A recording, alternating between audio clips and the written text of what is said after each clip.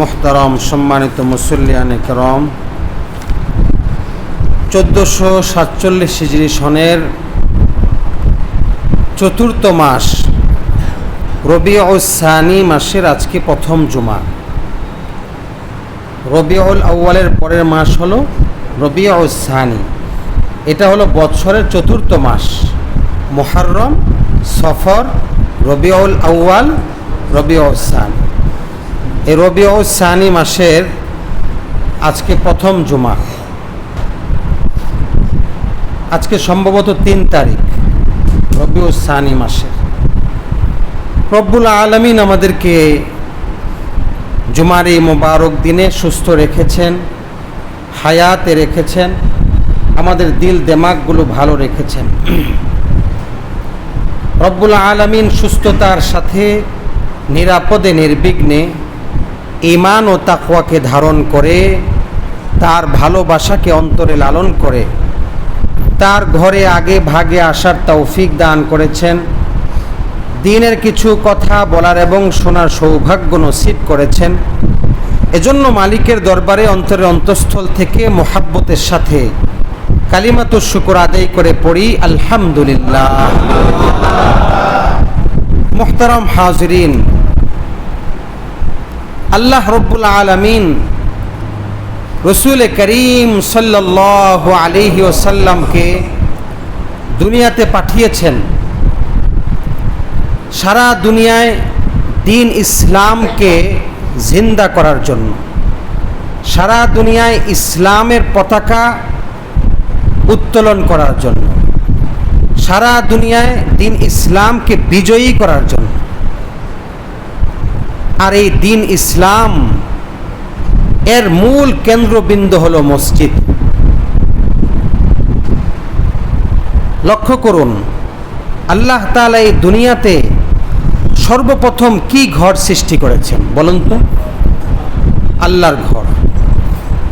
কোনো ঘর দুনিয়াতে হয়নি। সর্বপ্রথম আল্লাহ তাআলা বাইতুল্লাহ নির্মাণ করেছেন। আল্লাহ তাআলা কোরআনে বলেন, ইন্না আউওয়ালা বাইতিন উযিআ লিন-নাস লাল্লাযী বিবাক্কাতা মুবারাকাও ওয়া হুদাল লিল-আলামিন। আল্লাহ তাআলা সর্বপ্রথম যে ঘর নির্মাণ করেছেন বাক্কায়, মক্কার আগের নাম ছিল বাক্কা, মানুষের জন্য নির্মাণ করেছেন প্রথম ঘর মুবারাকা। এটা আল্লাহর ঘর যেটা বরকতপূর্ণ। ওয়া হুদাল লিল আলামিন, এবং গোটা জগৎ সমূহের জন্য হেদায়েত স্বরূপ। সুবহানাল্লাহ। এই বাইতুল্লাহ সর্বপ্রথম আল্লাহ তাআলা নির্মাণ করেছেন কিভাবে? সারা দুনিয়ায় পানি ছিল, তো স্বাভাবিকভাবে আমরা জানি যদি কোথাও গর্ত হয়, গর্ত থাকে, নালা থাকে, ড্রেন থাকে, তো একটু এখানে এই গর্ত, নালা বা ড্রেন দিয়ে পানি যখন যাইতে থাকে সকল দিক থেকে একযোগে পানি আসতে থাকে এই ড্রেনের দিকে, তাই না? ধরেন এক জায়গায় গর্ত, এখানে নালা, তো পানির চতুর্দিকে প্রচণ্ড পানিটা এই গর্ত নালার দিকে ছুটবে কিনা? আল্লাহর ঘর যেখানে আছে ঠিক সেই জায়গাটা এরকম ছিল। এই জায়গাটায় সকল দিক থেকে পানি জমা হইতো, জমা হতে হতে এখানে ফেনা সৃষ্টি হয়, ফেনা হতে হতে হতে হতে হতে হতে এখানেই সর্বপ্রথম জমিন সৃষ্টি হয় আল্লাহর হুকুমে। সুবহানাল্লাহ।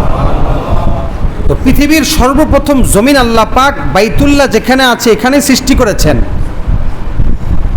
এবং এই জায়গাটার মধ্যেই আল্লাহ পাক আল্লাহর ঘর সর্বপ্রথম সৃষ্টি করেছেন মুবারক, এবং উযিআ লিন-নাস যেটা আল্লাহ পাক মানুষের জন্য নির্মাণ করেছেন। সুবহানাল্লাহ।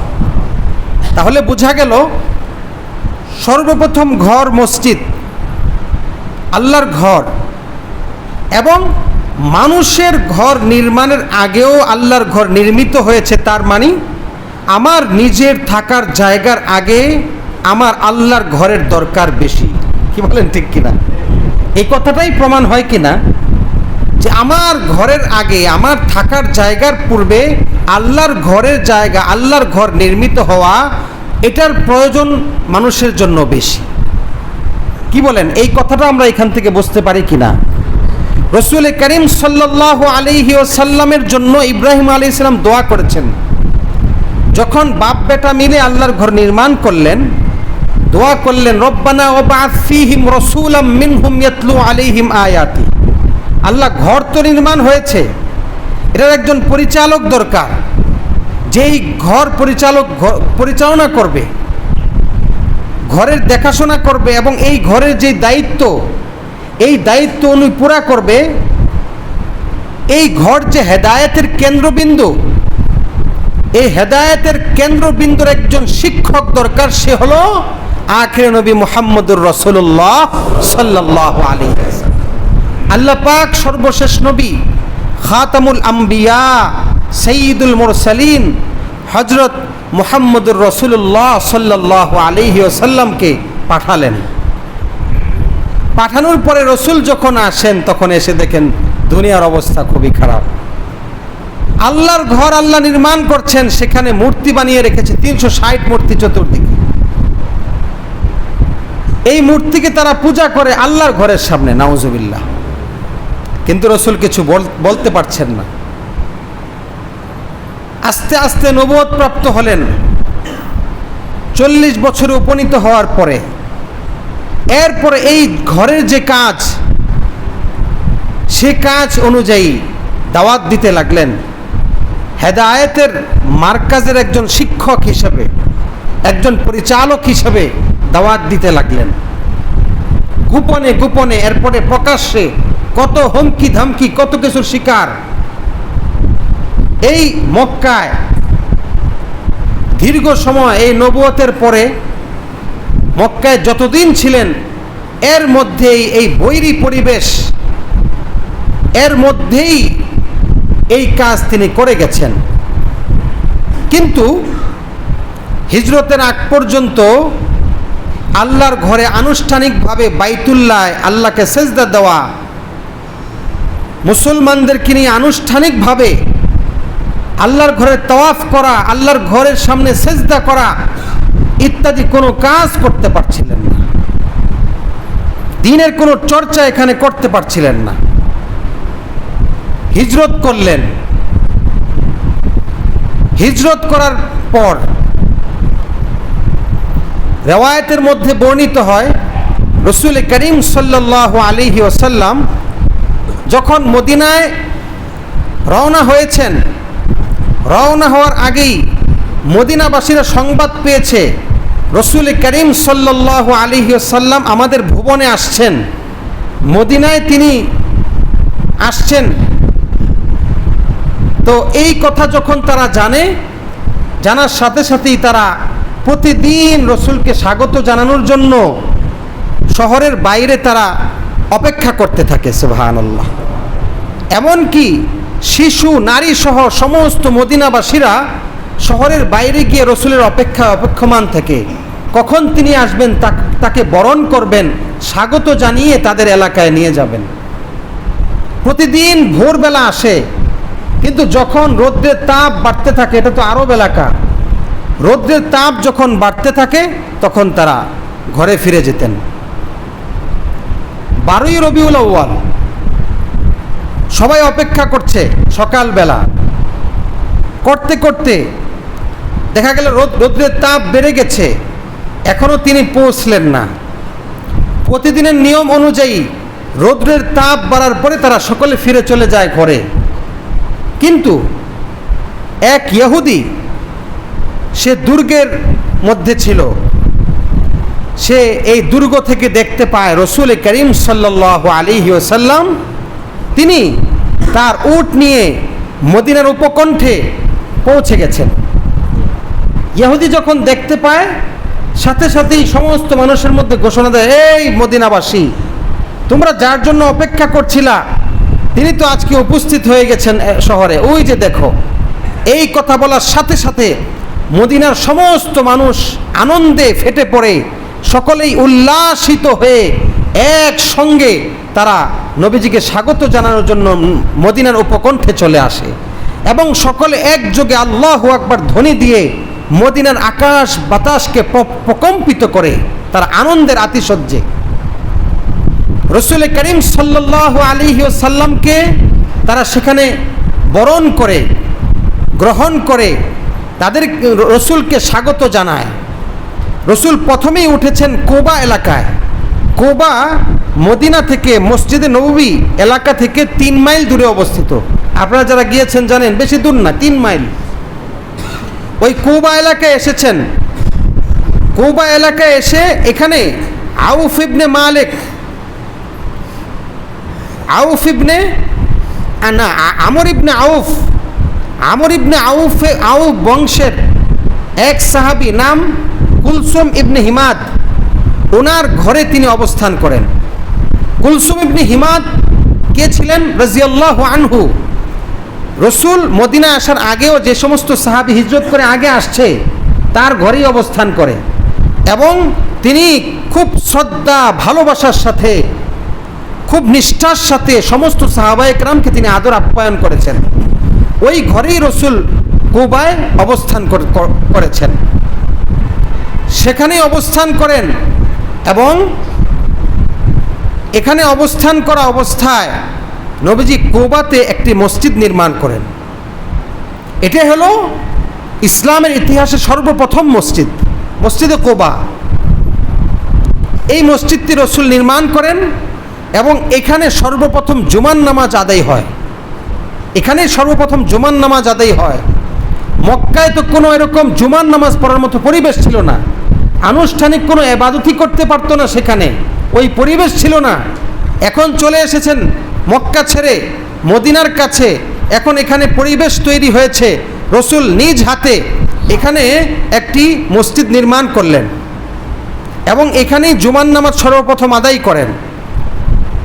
এই এলাকায় রসুল এসে প্রথমেই সাহাবায়ে কেরামের মাঝে যেই ভাষণটা দিয়েছেন সমস্ত মুসলমানদের সামনে, মদিনাবাসীর সামনে, সেই ভাষণের মধ্যে সার সংক্ষেপ 3টা কথা।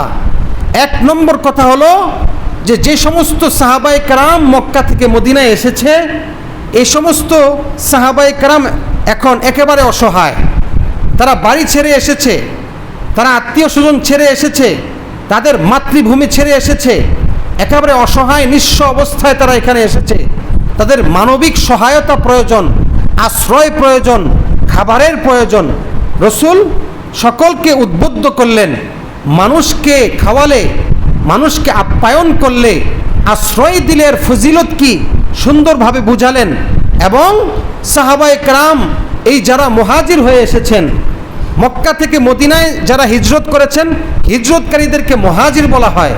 আর মদিনায় যারা এই মুহাজিরদেরকে সাহায্য করেছে, মানে নিজেদের কাছে আশ্রয় দিয়েছে, তাদেরকে আনসার বলা হয়। আনসার মানে সাহায্যকারী, সহযোগী। এই আনসার বলা হয় মদিনাওয়ালাদেরকে, মুহাজির বলা হয় মক্কা থেকে যারা মদিনায় হিজরত করেছেন। রাসূল করিম সাল্লাল্লাহু আলাইহি ওয়াসাল্লাম যেই কাজটা করেছেন বড় শিক্ষণীয় আমাদের জন্য, যে রাসূল করিম সাল্লাল্লাহু আলাইহি ওয়াসাল্লাম মুহাজির এবং আনসারদের মধ্যে ভ্রাতৃত্ব বন্ধন তৈরি করলেন। রসুল প্রথমেই শিখালেন যে মুসলমান পরস্পর ভাই ভাই হয়ে থাকবে। ইন্নামাল মুমিনুনা ইখওয়া, সমস্ত মুসলমান ভাই ভাই হয়ে থাকবে, একজন আরেকজনের সাথে কোনো দ্বন্দ্ব থাকবে না, রেষারেষি এই সমস্ত জিনিস থাকতে পারে না। মুসলমান ভাই ভাই হয়ে সব সময় চলাফেরা করতে হবে। এই কথাটা রসুল প্রথমে শিক্ষা দিলেন।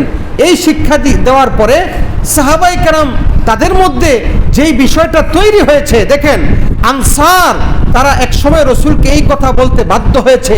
তারা এমনভাবে মুহাজিরদেরকে বরণ করেছে, তারা স্বেচ্ছায় এক সময় বলতে লাগলো, ইয়া রাসূলুল্লাহ, আমরা তো আমাদের সহায় সম্পত্তি যেগুলো আছে এগুলো আমাদের মারা যাওয়ার পরে পৈতৃক সম্পত্তি হিসেবে আমাদের সন্তান, আমাদের পরবর্তীদের মধ্যে আমরা বন্টন করব, কিন্তু আমরা এটাও তো চাই, আপনি অনুমতি দিবেন কিনা যে আমাদের মুহাজির ভাইদের মধ্যেও যেন সে অনুপাতে বন্টন হয়। সুবহানাল্লাহ, চিন্তা করুন কি পরিমাণ ভ্রাতৃত্ব বন্ধন রসুল তৈরি করেছেন। তোমাদের ভাই, তোমাদেরই দ্বীনি ভাই তোমাদের সাথেই থাকবে, একসঙ্গে একটা অপরিচিত মানুষ, বিদেশি মানুষ, তাকে সাহাবী আনসার বরণ করে নিতে, নিজের ঘরে, নিজের বাড়িতে, নিজের প্লেটে তারা জায়গা দিতে কুণ্ঠাবোধ করেনি। আল্লাহ এই সমস্ত আনসার সাহাবায়ে কেরামের প্রশংসা করে কোরআনে বলেছেন, ইউসিরুনা আলা আনফুসিহিম, ইউসিরুনা আলা আনফুসিহিম, তারা এমন যে নিজেদের উপর অপর ভাইদেরকে তারা প্রাধান্য দেয়, এবং এই ব্যাপারে হসাস মানে বিন্দুমাত্র অন্তরে কোনো কুণ্ঠাবোধ, কোনো একটা খারাপ লাগা এই বিষয়টা তৈরি হয় না। সুবহানাল্লাহ। এই বিষয়টা রাসূল প্রথম এই বিষয়টা শিক্ষা দিলেন সকলকে। দ্বিতীয় বিষয় শিক্ষা দিলেন যে এটা সমস্ত মুমিন মুসলমান মানুষ বলতে যে বিষয়টা ধারণ করতে হবে সেটা হলো যে আল্লাহর ভালোবাসা অন্তরে দিতে হবে, আল্লাহর সাথে সম্পর্ক করতে হবে। রাসূল বললেন, ও আল্লাহর বান্দারা শুনে রাখো, তোমরা এক আল্লাহর সাথে সম্পর্ক রাখো। এক আল্লাহর সাথে যদি সম্পর্ক রাখতে পারো অন্তরে প্রশান্তি লাভ করবে। আর তোমরা যেখানেই থাকো কোনো বিপদে পড়লে আল্লাহকে সাহায্যকারী হিসাবে পাবে, এবং সমস্ত জায়গায় আল্লাহ পাক তোমাকে বিজয়ী করবেন যদি একমাত্র আল্লাহর সাথে সম্পর্ক রাখতে পারো। সুবহানাল্লাহ। এটা হলো দ্বিতীয় বিষয় শিক্ষা দিলেন, আল্লাহর সাথে সম্পর্ক করো, রাত্রির শেষ ভাগে আল্লাহকে সেজদা দাও, আর নিয়মিত আল্লাহকে সেজদা দাও, আল্লাহর সাথে সম্পর্ক করো, অন্যায় থেকে বাঁচো, তাআল্লুক মা আল্লাহ, তথা আল্লাহর সাথে বন্ধুত্ব স্থাপন, এই বিষয়টা করো, তাহলে সব জায়গায় প্রশান্তি লাভ করবে। মুসিবত বিপদ আসলেও সেখানে আল্লাহকে তোমার পাশে পাবে। সুবহানাল্লাহ। এটা দ্বিতীয় নম্বর। তৃতীয় নম্বর, এর পরের বিষয় যেটা বললেন যে আল্লাহর সাথে সম্পর্কের পাশাপাশি সর্বশেষ নবীজি যে বিষয়টা বললেন সেটা হলো তোমরা এখানে সুন্দর একটা পরিবেশ করার জন্য তৈরি হয়ে যাও। রাসূল করিম সাল্লাল্লাহু আলাইহি সাল্লামের মদিনায় আগমনের যেই উদ্দেশ্য ছিল সেটা হলো ইসলামী মূল্যবোধ প্রচার করা, ইসলামী মূল্যবোধ প্রচার করা। দ্বিতীয় হলো একটি আদর্শ মুসলিম সমাজ প্রতিষ্ঠা করা। তৃতীয় হলো ইসলামী রাষ্ট্র প্রতিষ্ঠা করা। এটাই ছিল রাসূলের মদিনায় আগমন এবং দুনিয়াতে আগমনের এটাই ছিল আল্লাহ পাকের মূল উদ্দেশ্য, রাসূলকে দুনিয়াতে পাঠানোর। মক্কায় সেই পরিবেশ হয়নি, শুধু স্বপ্নই অন্তরে ছিল, এটা করব করব করব এই অবস্থায় যাব, আর সেই স্বপ্নের বাস্তবায়ন হলো মদিনায় আসার পরে। সুবহানাল্লাহ। আমার ভাইরা, এরপরে রাসূল করিম সাল্লাল্লাহু আলাইহি সাল্লাম মসজিদে কুবা নির্মাণ করলেন এখানে, এবং জুমার নামাজ আদায় করলেন। কুবা এলাকায় 14 দিন অবস্থান করেছেন। পরের জুমার দিন সকালবেলা মদিনার উদ্দেশ্যে রওনা হয়েছেন। মদিনার উদ্দেশ্যে রওনা হলে পরে রাস্তায় অনেক গোত্র রাসূলকে স্বাগত জানিয়েছে, এবং অনেক গোত্র রাসূলকে আহ্বান করেছে, সাদরে আহ্বান করেছে, আমাদের ঘরে আসুন, একটু তাশরিফ আনেন, আমরা আপনার আগমনে বরকত লাভ করতে চাই। সকলেই ভাবে আহ্বান করতে লাগলো। রাসূল বললেন, আমি আমার উটকে স্বাধীনতা দিয়ে দিলাম, এই উট আল্লাহর হুকুমে চলছে, সে যেখানে গিয়ে বসে সেখানেই আমার যাত্রা বিরতি হবে। সুবহানাল্লাহ। রাসূল করিম সাল্লাল্লাহু আলাইহি সাল্লাম উটকে ছেড়ে দিলেন। উট সে তার নিজ ইচ্ছায় চলতে লাগলো। নিজ ইচ্ছা বলতে ইচ্ছাটা কার? আল্লাহ। সে চলতে লাগলো। চলতে চলতে হযরত আবু আইয়ুব আনসারী, রাসূলের বিশিষ্ট সাহাবী আবু আইয়ুব আনসারী রাদিয়াল্লাহু আনহুর ঘরের সামনে উট গিয়ে বসে পড়ল। সুবহানাল্লাহ। তাহলে বোঝা গেল এটা কার ইশারায় বসেছে? আল্লাহ তাআলার। রাসূল করিম সাল্লাল্লাহু আলাইহি সাল্লাম আবু আইয়ুব আনসারীর ঘরের সামনে সেখানে বসলেন, উট সেখানে বসেছে। নবীজি বললেন, হ্যাঁ, এখানে আমার যাত্রা বিরতি। এখানে বসার পরে আপনি বলুন তো দেখি, রাসূল প্রথমেই বলছেন যে আমার ঘর একটা নির্মাণ করতে হবে, এই কথা বলেছেন? রাসূল করিম সাল্লাল্লাহু আলাইহি সাল্লাম সর্বপ্রথম যে বিষয়টা অনুভব করেছেন সেটা হলো আল্লাহর ঘর নির্মাণ করতে হবে। সুবহানাল্লাহ। তাহলে কি বোঝেন? এখান থেকে বুঝতে হবে পৃথিবীর সর্বপ্রথম ঘর বাইতুল্লাহ, এরপরে রাসূল কুবা এলাকায় আসার পরেই মসজিদ নির্মাণ, মদিনায় যাওয়ার পরেই মসজিদ নির্মাণ। তার অর্থ হলো আহাব্বুল বিলাদি ইলাল্লাহি মাসাজিদুহা, সারা দুনিয়ার মধ্যে শ্রেষ্ঠ জায়গা হলো মসজিদ, যেই মসজিদে একটা আল্লাহর বান্দা এসে শান্তি অনুভব করবে, আধ্যাত্মিক সম্পর্ক করবে আল্লাহর সাথে, আল্লাহকে সেজদা দিবে, অন্তরে শান্তি অনুভব করবে, পরকালের সামানা তৈরি করবে, সারা দুনিয়ার বিভিন্ন জায়গায় অশান্তিতে পড়তে থাকবে, আল্লাহর ঘরে এসে সে শান্তি অনুভব করবে। এই ঘরটা হলো দুনিয়ার মধ্যে আধ্যাত্মিক কেন্দ্র। সুবহানাল্লাহ। এটা হলো আধ্যাত্মিক কেন্দ্র। এই আধ্যাত্মিক কেন্দ্র মসজিদ যতদিন থাকবে, দুনিয়া থাকবে, আল্লাহ যেই ঘরটা সর্বপ্রথম নির্মাণ করেছেন সারা দুনিয়ায়, যেই ঘরের অংশ সারা দুনিয়ায় আছে এবং যত জায়গায় মসজিদ নির্মাণ হয়েছে, এই ঘরের মধ্যে যতদিন সেজদা চলবে, আল্লাহ আল্লাহ জপা হবে, এই কেন্দ্রগুলো যতদিন থাকবে ততদিন আল্লাহ কুল কায়নাত রাখবেন, না হয় আর রাখবেন না। রাসূল করিম সাল্লাল্লাহু আলাইহি সাল্লাম মদিনা এখানে এসে সর্বপ্রথম কি অনুভব করলেন? নিজের ঘর নির্মাণ করার না মসজিদ নির্মাণ করার?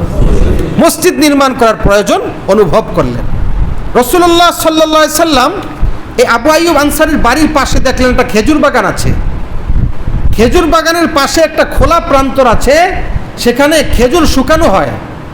রাসূল বললেন যে এই জায়গাটায় খোলা প্রান্তরে এখানে মসজিদ নির্মাণ করাটাই সবচেয়ে উপযোগী হবে। তো আসলে ওই জায়গাটার মধ্যে রাসূল আসার আগ থেকে এখানে নামাজ হতো। এই জায়গাটায় আগের থেকে কি হতো? নামাজ হতো এখানে, কিন্তু ওইভাবে মসজিদ করা হয় নাই। চতুর্দিকে বাউন্ডারি ছিল, খোলা জায়গা, এইখানেই নামাজ পড়তেন। সেখানে হযরত আসআদ ইবনে জুরারা রাদিয়াল্লাহু আনহু, নবীজির একজন সাহাবী আসআদ ইবনে জুরারা, তিনি সেখানে নামাজ পড়তেন, নামাজের ব্যবস্থা করতেন। তো নবীজি আসআদ ইবনে জুরারা রাদিয়াল্লাহু আনহুকে বললেন যে এই জায়গাটা কার? দেখো তো এই জায়গাটা আমরা ক্রয় করে এখানে মসজিদ নির্মাণ করব। আসআদ ইবনে জুরারা রাদিয়াল্লাহু আনহু বললেন, আমার অধীনে দুইটা ইয়েতিম বাচ্চা আছে, যেই ইয়েতিম শিশুরা, যেই ইয়েতিম ছেলেরা বুঝ হয়েছে, এই শিশুরা তারা আমার অধীনেই থাকে, এই জায়গাটা মূলত তাদের। রাসূল বললেন তাদেরকে ডাকো, নিয়ে আসো, কথা বলি। আসআদ ইবনে জুরারা রাদিয়াল্লাহু আনহু ওই দুইজন ইয়েতিম শিশুকে ডেকে নিয়ে আসলেন। আনার পরে রাসূল বললেন যে আমরা এই জায়গাটায় মসজিদ নির্মাণ করতে চাই, তোমাদের কাছ থেকে এই জায়গাটা ক্রয় করব। ওই দুই ছেলে তারা বলল যে ইয়া রাসূলুল্লাহ, আপনার জায়গা ক্রয় করতে হবে না, আমরা এমনিতেই আল্লাহর জন্য এই জায়গাটা দিয়ে দিচ্ছি মসজিদে। রাসূল করিম সাল্লাল্লাহু আলাইহি সাল্লাম বললেন, না, তোমরা ইয়েতিম ছেলে, আমরা ন্যায্য মূল্য দিব। রাসূল এমনি নিলেন না, যেহেতু ইয়েতিম শিশু ছিল, ছেলে ছিল তারা, রাসূল করিম সাল্লাল্লাহু আলাইহি সাল্লাম এটার ন্যায্য মূল্য তাদেরকে পরিশোধ করলেন, সুবহানাল্লাহ, দিয়ে দিলেন যে হ্যাঁ তোমরা দিয়েছো আল্লাহর জন্য, সব তোমরা পাবে, বাকি এটা ন্যায্য মূল্য তোমাদেরকে গ্রহণ করতে হবে। রাসূল ন্যায্য মূল্য দিয়ে জায়গাটা ক্রয় করেছেন। খেয়াল করবেন মসজিদ নির্মাণের ক্ষেত্রেও খুব খেয়াল রাখা, আপনি আপনার জায়গা আছে 4 শতক, আপনি ঠেলাঠেলি করে আরেকজন থেকে আরেক শতক নিয়ে আল্লাহর ঘরে দিবেন, এই চলবে না। যতটুকু আপনার অংশ ততটুকু দিতে পারবেন। আল্লাহর ঘর দেওয়ার ক্ষেত্রেও, আল্লাহর ঘর নির্মাণের ক্ষেত্রেও এখানে আপনার শতভাগ যেন এখানে হালাল হয়, শতভাগ যেন এই জায়গাটা সহি হয়, আপনার নিজস্ব হয়। যতটুকু দান করবেন ততটুকু। আপনার অংশ দান করতে গিয়ে আপনি যদি, আপনার ক্ষমতা আছে পাশের কিছু জমিন আপনি দখল করে নেন, দখল করে আপনি বুঝাতে চান যে আমি 4 শতকের জায়গায় 10 শতক দিলাম, তাহলে আপনার এখানে সওয়াবের পরিবর্তে বান্দার হক আপনি নষ্ট করলেন। রাসূল করিম সাল্লাল্লাহু আলাইহি সাল্লাম এখানে মসজিদে নববী নির্মাণ করলেন, যেই মসজিদে নববী পৃথিবীর শ্রেষ্ঠ 3টা মসজিদের একটা, ঠিক কিনা বলেন? পৃথিবীর শ্রেষ্ঠ মসজিদ কি? বাইতুল্লাহ 1 নম্বর, মসজিদে হারাম যেখানে আল্লাহ পাকের ঘর রয়েছে, বাইতুল্লাহ তাওয়াফ। 2 নম্বর মসজিদে নববী, যেটা রাসূল করিম সাল্লাল্লাহু আলাইহি সাল্লাম নির্মাণ করেছে, এই মসজিদে নববী। 3য় হলো বাইতুল মুকাদ্দাস, মসজিদে আকসা, ফিলিস্তিনে যেটা অবস্থিত, নির্যাতন, আজকে নির্যাতনের শিকার। এই 3টা মসজিদ দুনিয়ার মধ্যে শ্রেষ্ঠ। রাসূল করিম সাল্লাল্লাহু আলাইহি সাল্লাম নিজে জায়গা কিনে মসজিদে নববী, মদিনার মসজিদ, এরপরে এখান থেকে কাজ শুরু করলেন। কাজ কারা করতেছেন? এই মসজিদের যুগালী কারা, এই মসজিদের শ্রমিক কারা, কারা মিস্ত্রি, সব সাহাবায়ে কেরাম, রাসূল নিজে, সুবহানাল্লাহ। রাসূল করিম সাল্লাল্লাহু আলাইহি সাল্লাম নিজে ইট, পাথর এগুলো নিজ হাতে বহন করে তারপরে এখানে স্থাপন করেছেন। এভাবে আবু বকর রাদিয়াল্লাহু আনহু, ওমর রাদিয়াল্লাহু আনহু, উসমান রাদিয়াল্লাহু আনহু এক এক করে সকলকে বললেন ইট পাথর এগুলো সব নিয়ে আসো। এগুলো এনে সুন্দরভাবে ওয়াল নির্মাণ করলেন। হ্যাঁ, ভিত্তিপ্রস্তর স্থাপন করে ওয়াল নির্মাণ করলেন। ওয়াল নির্মাণ করে এখন বললেন যে সাদা সিধা করো। এত কারুকার্য খচিত হওয়ার দরকার নাই। এখানে তাকওয়ার উপর মসজিদ প্রতিষ্ঠিত হবে। উপরে রাসূল করিম সাল্লাল্লাহু আলাইহি ওয়াসাল্লাম খেজুরের পাতা এগুলো দিয়ে ছাউনি দিলেন, বুঝতে পেরেছেন? এগুলো দিয়ে ছাউনি দিলেন, আর চতুর্দিকে ইট পাথর যা মরুভূমিতে আছে এগুলো দিয়ে চতুর্দিকে ওয়াল দিলেন। আর সেখানে মসজিদ নির্মাণ করার পরে কারা নামাজ পড়ছেন? প্রথমেই কারা এখানে নামাজ পড়ছেন? কে ইমামতি করছেন? শ্রেষ্ঠ নবী সাইয়্যিদুল আম্বিয়া হলো ইমাম, আর দুনিয়ার মধ্যে রাসূলের রাসূলের পরেই যারা শ্রেষ্ঠ সাহাবায়ে কেরাম সকলে মুক্তাদি হয়ে গেলেন। সুবহানাল্লাহ। আমার ভাইরা, রাসূল করিম সাল্লাল্লাহু আলাইহি ওয়াসাল্লাম এই এক মসজিদ খুব সাদাসিধাভাবে নির্মাণ করেছেন, কিন্তু এখান থেকেই সারা দুনিয়া ইসলামের আলো প্রচারিত হয়েছে, সারা দুনিয়া ইসলাম প্রসার হয়েছে। এবং এই মসজিদটা নামাজের পাশাপাশি দ্বীন ইসলামের কেন্দ্রবিন্দুতে পরিণত হলো। এখানে রাসূল করিম সাল্লাল্লাহু আলাইহি ওয়াসাল্লাম যেমনিভাবে 5 ওয়াক্ত নামাজের ব্যবস্থা করলেন, ঠিক তেমনিভাবে এখানে সাহাবায়ে কেরামকে দ্বীন শিক্ষা কেন্দ্র হিসাবে এটাকে নির্বাচন করলেন। সাহাবায়ে কেরামকে দ্বীন শিখাতে লাগলেন, শুরু করলেন কোরআন তেলাওয়াত থেকে শুরু করে কোরআনের গভীর জ্ঞান তাদেরকে দিতে লাগলেন। আসহাবে সুফফা সাহাবায়ে কেরাম এখানে রাসূলের ছাত্র হয়ে গেলেন, পড়ে থাকলেন। এক এক করে তারা কোরআনের বাণীগুলো, কোরআনের বিধানগুলো শিখতে লাগলেন। নামাজের বিধান, রোজার বিধান, এভাবে ইবাদতের সমস্ত বিধানগুলো, লেনদেনের সমস্ত বিধানগুলো, ক্রয় বিক্রয়ের সমস্ত বিধানগুলো, ব্যবসা বাণিজ্যের সমস্ত বিধানগুলো, এভাবে আচার ব্যবহারের সমস্ত বিধানগুলো, এভাবে আপনার আপনার বিচার আচারের সমস্ত বিধানগুলো, রাষ্ট্র পরিচালনার সমস্ত বিধানগুলো, এভাবে অভিযান যুদ্ধ পরিচালনার সমস্ত নিয়ম কানুনগুলো, এক কথায় আপনার পরিবার গঠন, ব্যক্তি গঠন, সমাজ গঠন, রাষ্ট্র গঠন কিভাবে করতে হবে, ইসলামের নির্দেশনা কি, এই সব কিছু এক এক করে সকলকে শিখাতে লাগলেন। এভাবে যেমনিভাবে মসজিদ নামাজের জায়গা হলো, ঠিক তেমনিভাবে এটা দ্বীন শিক্ষার কেন্দ্র হলো, ঠিক তেমনিভাবে এই মসজিদটাই আপনার সচিবালয় হলো। কিভাবে? রাসূল করিম সাল্লাল্লাহু আলাইহি ওয়াসাল্লাম আস্তে আস্তে আস্তে আস্তে ইসলামী সমাজ, ইসলামী রাষ্ট্র এটা পরিচালনার সেই কর্মসূচি হাতে নিলেন। রাসূল করিম সাল্লাল্লাহু আলাইহি সাল্লাম আস্তে আস্তে এই মসজিদ থেকেই তিনি সমস্ত রাষ্ট্র পরিচালনার সেই কর্মসূচি হাতে নিয়ে এখান থেকেই সমাজে যত বিষয় হতো এই সব বিষয়ে তিনি পর্যবেক্ষণ করে এই ব্যাপারে ইসলামের নীতিমালা কি সেটা প্রথমে স্বাভাবিকভাবে দাওয়াত দিয়ে আস্তে আস্তে আস্তে আস্তে আইন করে ইসলামী নীতিমালা সেই সমাজের মধ্যে বাস্তবায়িত করেছে। রাষ্ট্রের সমস্ত বিধান, রাষ্ট্র পরিচালনার সমস্ত বিধানগুলো রাসূল এখান থেকে বাস্তবায়িত করেছেন।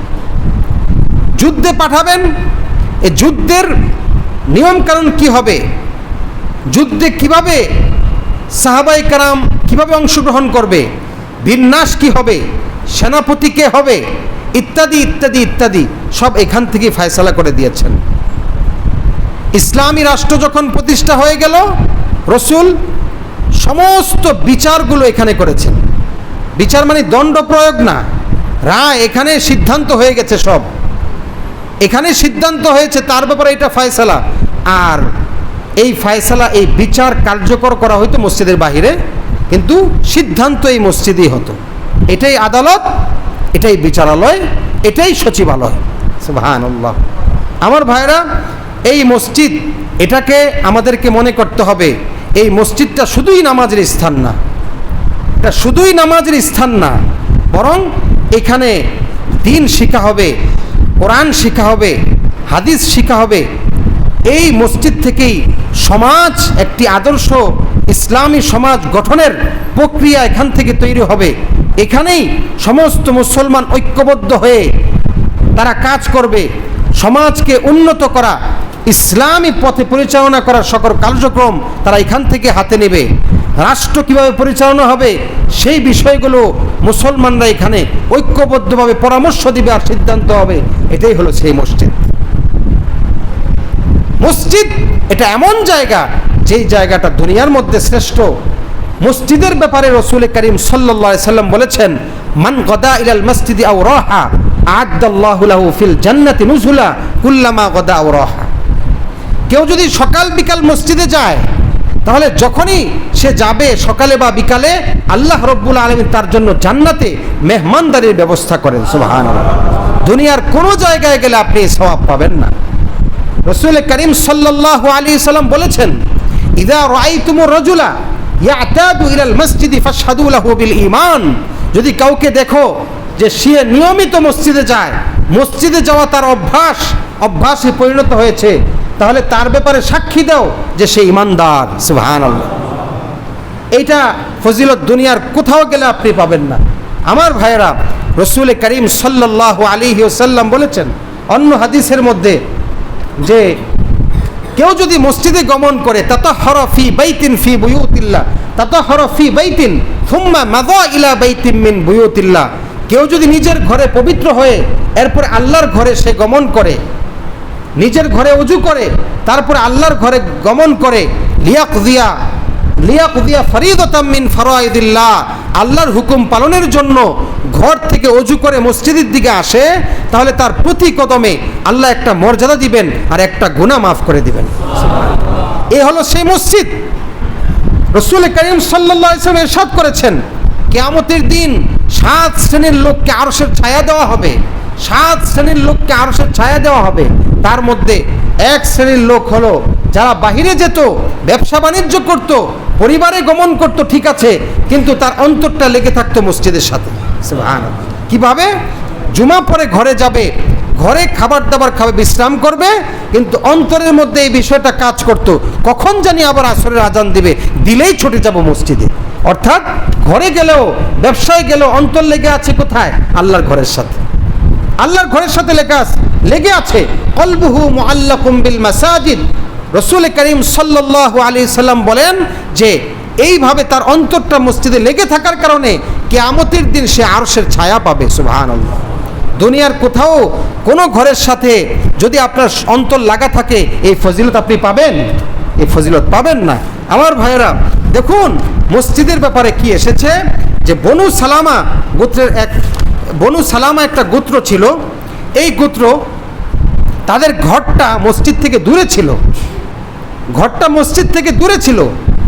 তারা চাইলো যে কুরবাল মাসাজিদ, আরাদা বনু সালামা আইয়ান্তাকিলু কুরবাল মসজিদ, যে তারা চাইলো মসজিদের পাশে ঘর নির্মাণ করবে। যেহেতু বাড়ি দূরে, রাসূল জানার পরে রাসূল বললেন, দিয়া রকম তুকতাবু আসারুকুম, ঘর যেখানে আছে সেখানেই থাকুক। আরে বোঝো নাই তো, ঘর দূরে থাকার কারণে দূর থেকে যে মসজিদে আসো আর যাও, প্রতি কদমেতে সওয়াব হয়, তোমার মর্যাদা বাড়তে থাকে, কাছে আসলে তো ফজিলত পাবা না। সুবহানাল্লাহ। বুঝতে পেরেছেন? এই হলো সেই ঘর। আল্লাহ রাব্বুল আলামিন এই ঘরের ব্যাপারে বলেছেন, ফি বুয়ুতিনা দিনাল্লাহ আন তুরফা ওয়া ইযকারা ফি হাসমু, যে এই ঘরকে সমুন্নত রাখবা, এটাকে সব সময় এটাকে মাথার উপরে রাখবা, ঘরের খোঁজ খবর রাখবা, এই ঘরের মধ্যে সব সময় আল্লাহর নাম জপতে থাকবা।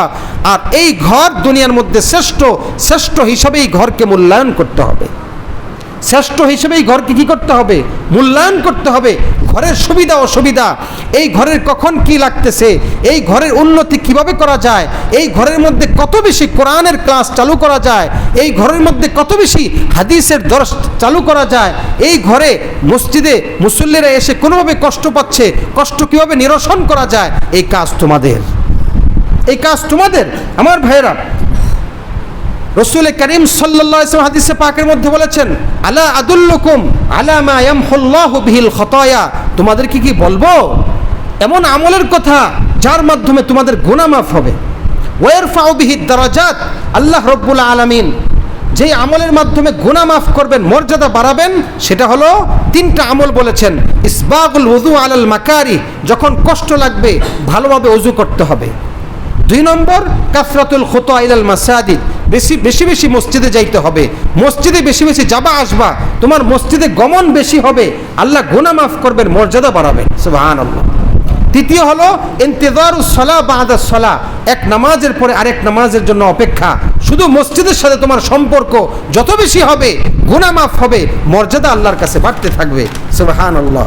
আমার ভাইয়েরা, মসজিদের মধ্যে যদি তালিম হয়, এই তালিমের মধ্যে বসা এটাও মসজিদের হক। মসজিদে মিম্বরে যদি হাদিস থেকে দর্স হয়, যদি কোরআন থেকে তাফসির হয়, সেখানে বসা এটা মসজিদের হক। সাহাবাই কারাম রসুল করিম সাল্লাল্লাহু আলাইহি ওয়াসাল্লামের জমানায় রসুলের সামনে বসে কোরআনের দর্স শুনতেন, কোরআনের তেলাওয়াত শুনতেন, হাদিস শুনতেন, হাদিস শিখতেন, কোরআনের তরজমার তাফসির ব্যাখ্যা শিখতেন। এটা মসজিদের একটা হক। শুধু নামাজ পড়ে চলে গেলে হবে না, মসজিদের এই তালিমের মধ্যে বসা এটাও মসজিদের হক। কোরআন শিখা, হাদিস শিখা, তাফসির শিখা এটাও মসজিদের হক। সুতরাং যখনই তালিমের মজলিস হবে, হাদিসের মজলিস হবে, এখানে আপনি বসবেন, এটা আপনি নামাজি মুমিন হিসেবে এটা আপনার কিন্তু দায়িত্ব আছে। আমার ভাইয়েরা, আরেকটা কাজ হলো এই মসজিদের দিকে মানুষকে দাওয়াত দেওয়া। এটাও আপনি মুমিন হিসেবে মানুষকে দাওয়াত দেওয়া, নামাজের জন্য মসজিদ